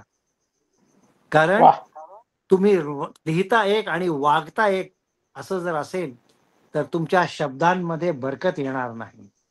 करेक्ट. क्या बात है, बहुत बड़ा है. बरकत, बहुत अच्छा शब्द है सर, बरकत. त्यामुळं आपण जसे वागतो, आपण जसे राहतो त्याचप्रमाणे लिहिण्याचा प्रयत्न करा. एवढं बोलून मी थांबतो. आपणा सर्वांचे खूप खूप आभार मानतो. भारसवाडकर सरांचे आभार मानतो की त्यांनी मला ही संधी दिली. कारण कौन किसे दिल में जगह देता है, कौन किसे दिल में जगह दे. महमूदा ताई कि कौन किसे दिल में जगह देता है, पेड़ भी सूखे पत्ते गिरा देता है. वाह, क्या बात है, वाह वाह. कौन किसे दिल में जगह देता है, पेड़ भी सूखे पत्ते गिरा देता है. वाकिफ हूं मैं तमाम रिवाजों से, वाकिफ हूं मैं दुनिया के तमाम रिवाजों से. मौत आने पे कोई अपना ही दफना देता है, मौत आने पे. वाह, मौत आने पे कोई अपना ही दफना देता है. बहुत शुक्रिया. शब्बा खैर. आपल्या सर्वांचे खूप खूप मनापासून आभार. आपण पुन्हा जेव्हा कधी सांगाल मी आपल्या सेवेसाठी हजर राहीन. फक्त माफी फक्त एका गोष्टीची मागतो की मी व्यवसायामध्ये खूप व्यस्त असल्यामुळे मला सकाळी 8 वाजल्यापासून रात्री 10 वाजेपर्यंत व्हॉट्सअप बघायला सुद्धा मिळत नाही. तर त्यामुळं कारण जवळ-जवळ रोज 70-80 मला सोनोग्राफी करायच्या असतात आणि बाकीच्या आणखी अनेक व्याप असतात. तर त्यामुळं मी अनेकांनी मला पाठवलं हे तरी हे केलं तरी मला ते दुरुस्त करणं मला वेळ मिळत नाही. त्यामुळे मी आपली क्षमा याचना करतो, की तुम्ही त्या आशेने तुम्ही पाठवता. पण बऱ्याचदा ते मला शक्य होत नाही आणि ज्यांना शक्य आहे त्यांना मी ते करून पाठवतो. त्यामुळं मला माफ करावे आणि भारत सरांचे आणि माझ्या सरांचे आभार मानतो. खास करून शिराज भाईंचे आभार मानतो, की त्यांनी इतके छोटा माणूस असताना माझा त्यांनी एवढा मोठा परिचय करून दिला की धन्य झालं. सर माझी प्रतिक्रिया मिंदे सर माझी एका सगळ्यांनी वाक्यात माईक बंद प्रतिक्रिया करावे. एका वाक्यात मिन्ने सरांच्या आजच्या मार्गदर्शनाबद्दल एका वाक्यात माझी प्रतिक्रिया अशी की आज बरोबर 1 महिना झाला आपल्या कार्यशाळेला आणि आपली कार्यशाळा चालत होती. आज मिन्ने सरांच्या मार्गदर्शनानं पळायला लागलेली आहे. लोकांमध्ये उत्साह निर्माण झालेला आहे आणि जे पाहिजे होतं ते बरोबर आज मिन्ने सरांनी आपल्याला दिलेलं आहे. म्हणजे बहुत बहुत शुक्रिया सर, बहुत बहुत शुक्रिया. तहे दिल से आपका शुक्रिया. फार छान तुम्ही मार्गदर्शन केलं आणि सादरीकरणासह केलं. नुसतं सादरीकरणाचे मुद्दे नाही, त्याचे उदाहरणं देऊन जिवंत सादरीकरण आणि सादरीकरणामध्ये आज महाराष्ट्रामध्ये तुमचा हात धरणारा कोणी नाही सर. जबरदस्त सादरीकरण. आता आम्हा प्रदर्शनापूर्वी बापू दासरी मिन्ने सरांच्या बद्दल तुमच्याकडून शेअर अपेक्षित.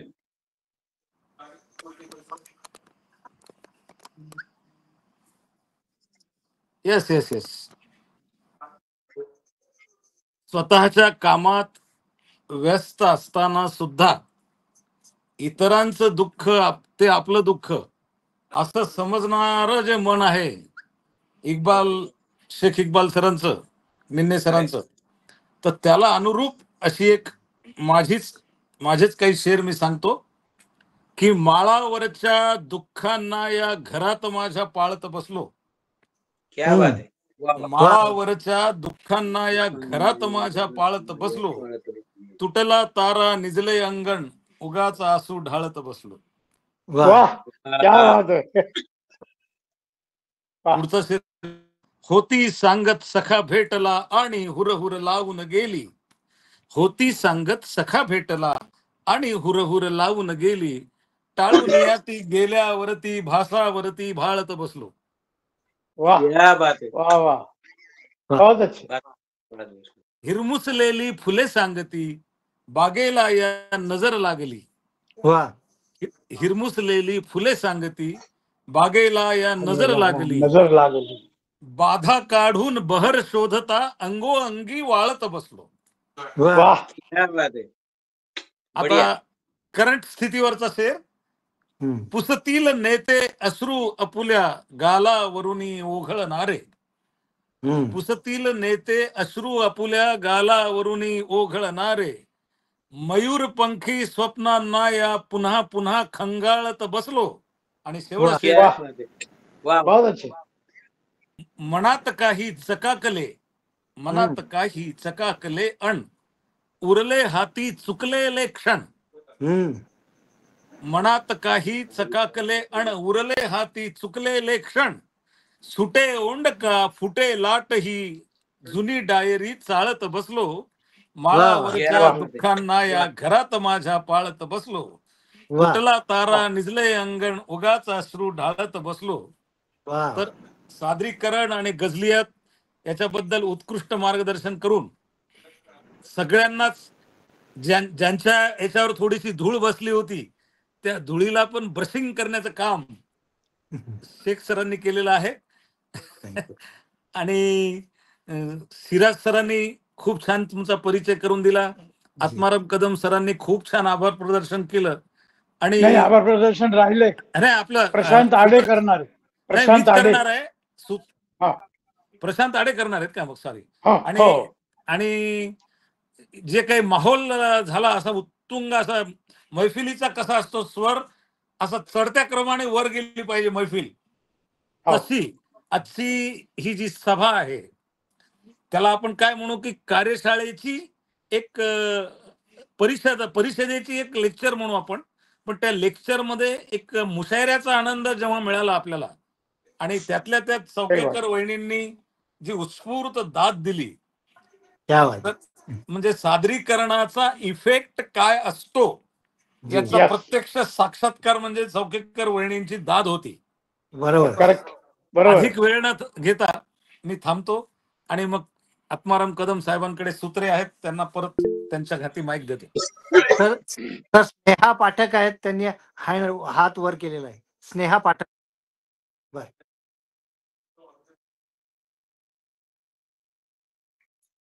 नाही, प्रशांत आडेचं आभार प्रदर्शन घेऊ आणि मग अनौपचारिक बोलत राहू आपण.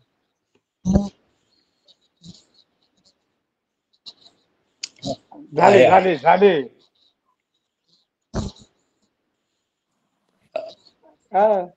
आदरणीय सुनंदाबाई भारसवाडकर सर आणि आजचे संवादी व्याख्याते क्या बात आहे.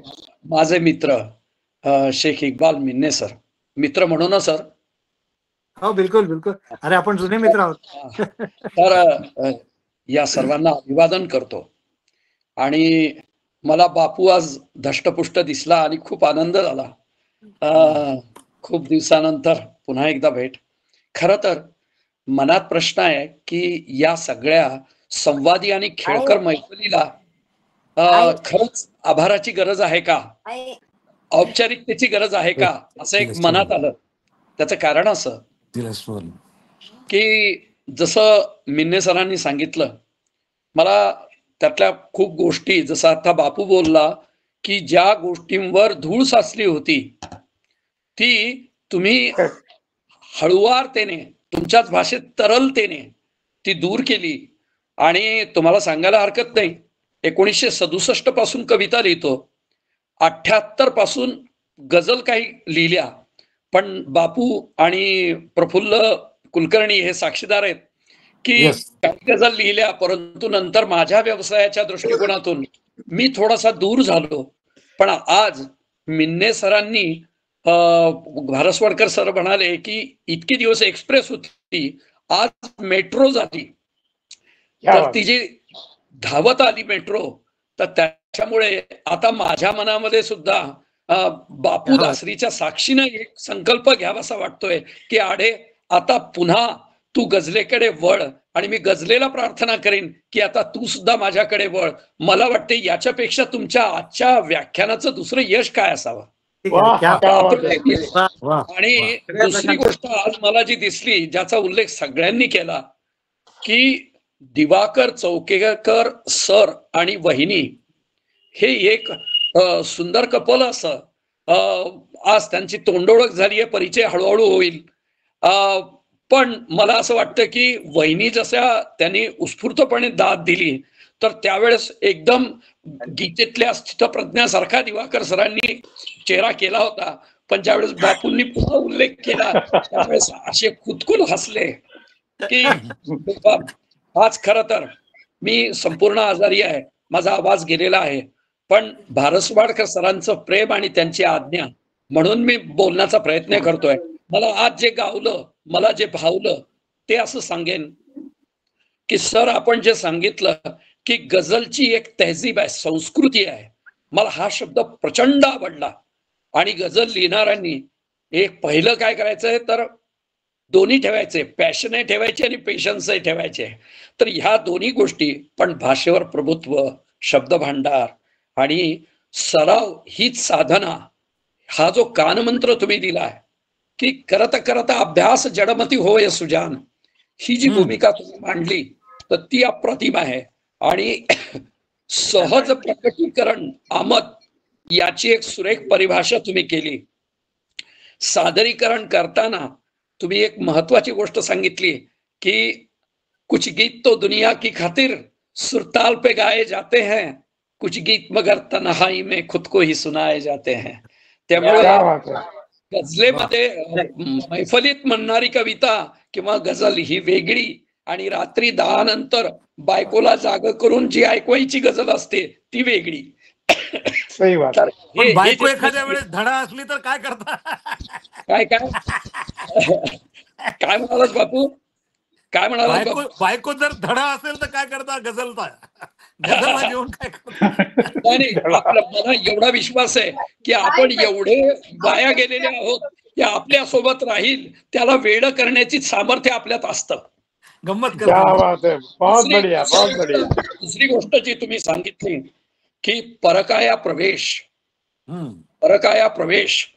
एकीकडे तुम्ही सुरुवातीला असं सांगितलं की प्रियकर प्रेयसी याची गझल आहे आणि म्हणून तिच्यात नजाकत असते, तरलता असते, नाजूकता असते. पण हेच तुमचं वाक्य पुढे तुम्ही बदलवलं आणि सांगितलं की नाही, समाजामध्ये जे अवतीभोवती दिसतं त्याचं जर सूक्ष्म निरीक्षण असेल, सामाजिक असेल, तर तुम्हाला ती सुद्धा दुःख तुमच्या गझलेत मांडता येतात.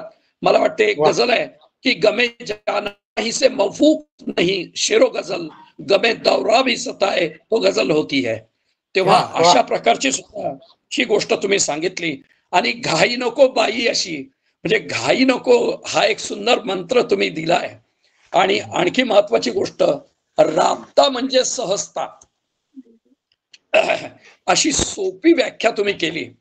आणि मिन्ने सर, तुम्ही जे सांगितलं त्यातलं एक वाक्य आजचं सुवर्णाक्षरांनी लिहून ठेवण्यासारखं आहे आणि ते म्हणजे सोपी गझल लिहिणं हे अत्यंत कठीण प्रयासाचं, साधनेचं, परिश्रमाचं आणि व्यासंगाचं काम आहे.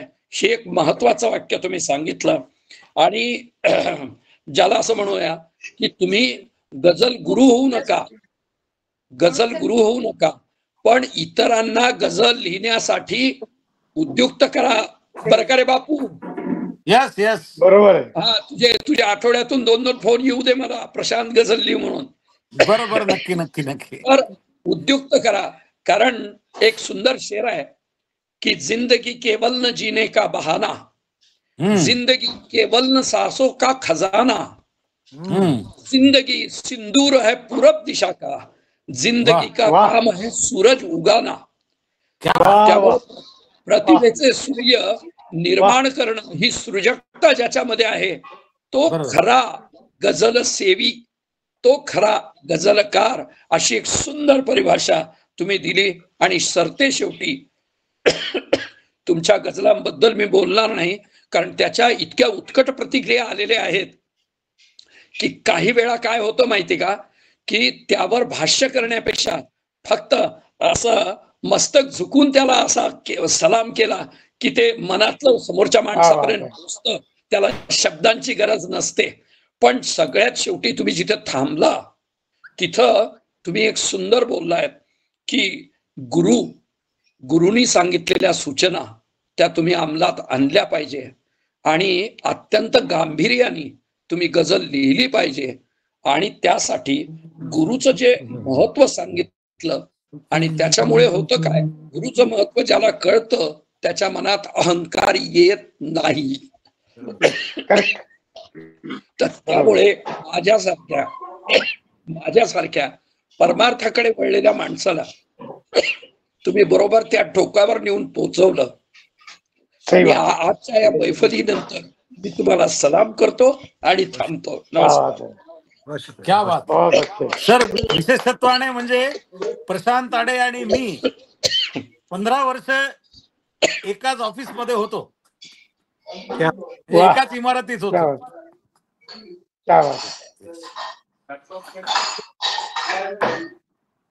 हा, आत्माराम, आता कोणाकोणाच्या हात वर आहेत.